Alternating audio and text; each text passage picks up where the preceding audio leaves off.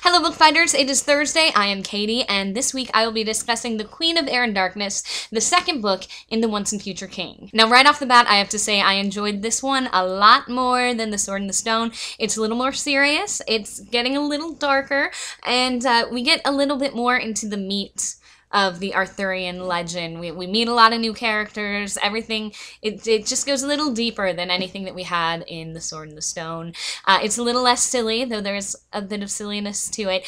Though, the one criticism that I do have of this story is that there doesn't really seem to be any cohesive plot. There's not one story that takes you through from beginning to end with heroes and villains or whatever. It's just a lot of things happening all over the place, and each of these individual things are interesting, but it's just... when I was reading it, I got halfway through and still had no idea what the story was about. I couldn't even tell you now what it's about concisely.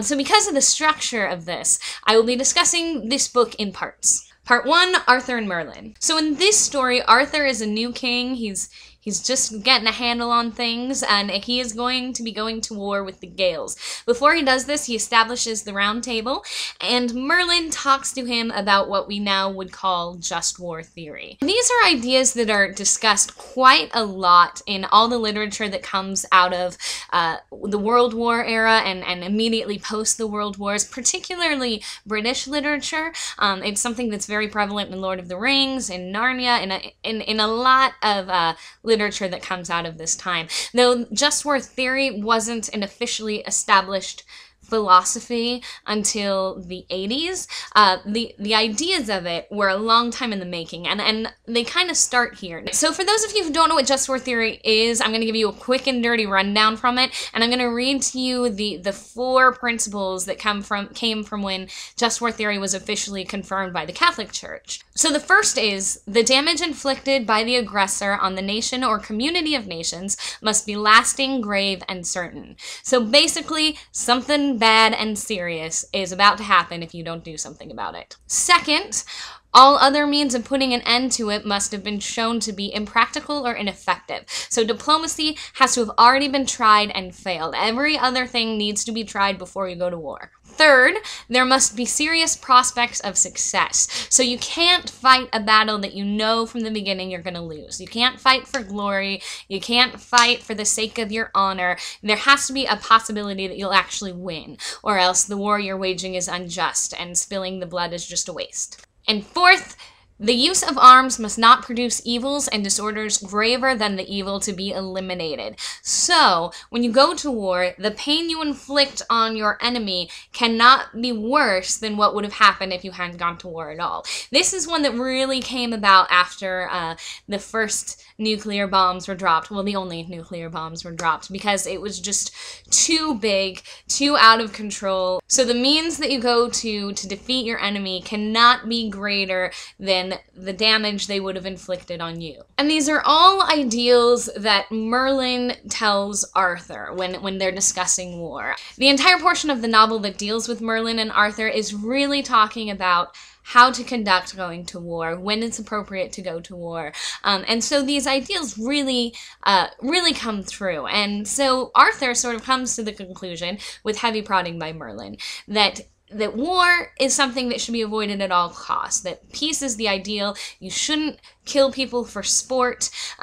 You should only go to war if it's to prevent a bigger evil. So he goes to war, with Merlin helping him, to stop more wars from happening. This is in stark contrast to Uther and the other kings that came before him that would go conquesting and go to war just for the sport of it, and would only have the kerns, as they're called in this novel, do all the fighting for them while the kings and knights sit and watch. So it was all very much blood sport. And so it was to get away from this, to establish what constitutes a just war. And a lot of just war theory comes from things like the Once and Future King. These were the philosophers of the time that are establishing the way that we go to war. And a lot of this really did come because of what happened in Europe during World War II. People started to seriously think about what constitutes a just war, and when war is simply evil, and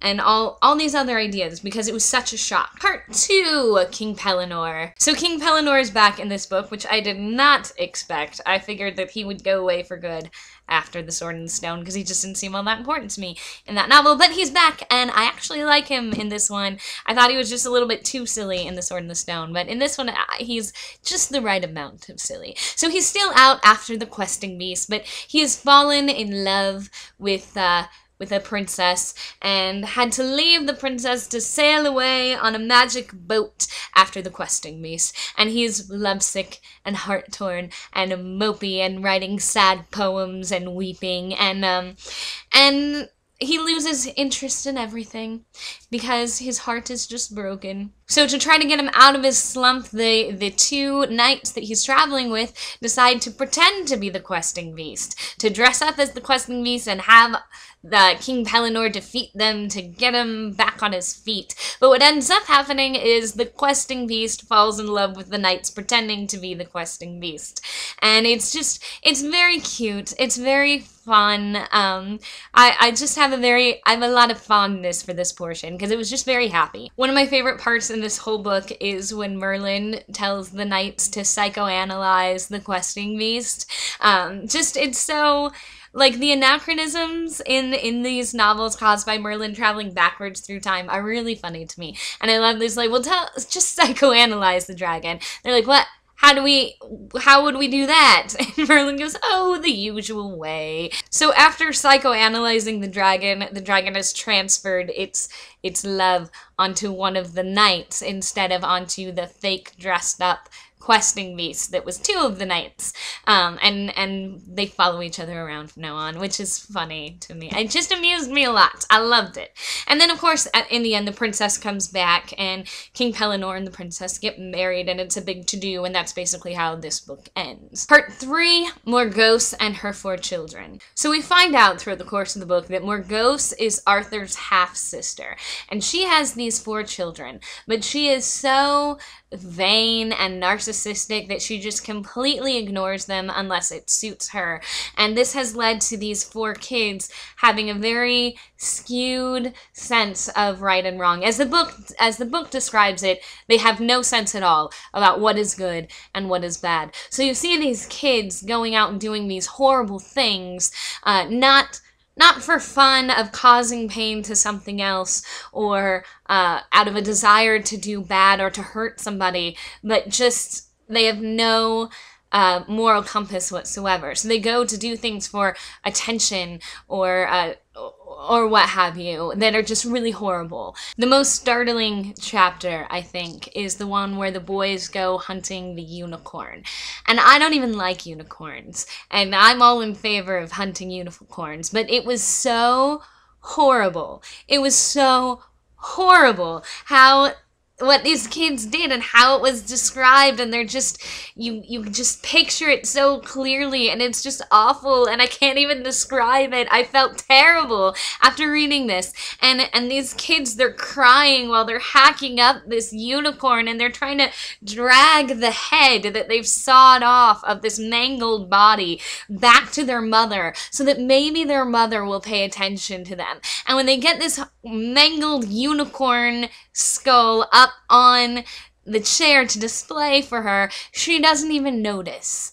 Doesn't even notice. And then the kids get beat for making their clothes dirty. It was just, it was horrible. I can't even process this. I mean, it was fantastic from a quality perspective. Like, it made me feel very strongly, and that's what literature ought to do. But oh my god, horrible. The story finally ends with Morgause going to Camelot and putting a spell on Arthur that makes him fall in love with her. And basically he knocks her up, and they have a child, and neither one of them knows that they're half-siblings. This was something that Merlin was supposed to tell Arthur and forgot. So that's how that story ends, with a big, like, dun dun dun. So all in all, I thought that this book was fantastic, and I'm really excited to read The Ill-Made Knight, which is the 3rd book in The Once and Future King. Read that if you would like to follow along, and Julia, I will see you tomorrow.